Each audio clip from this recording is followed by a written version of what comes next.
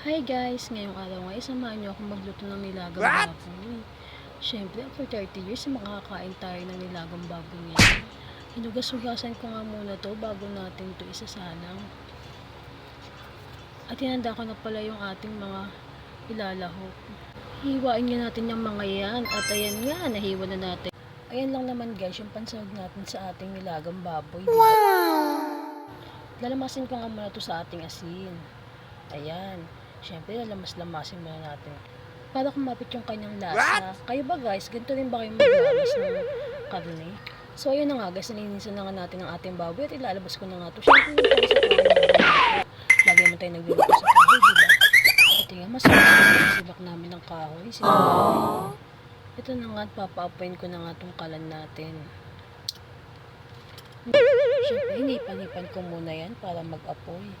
Ayan, grabe nga. Pumupunta sa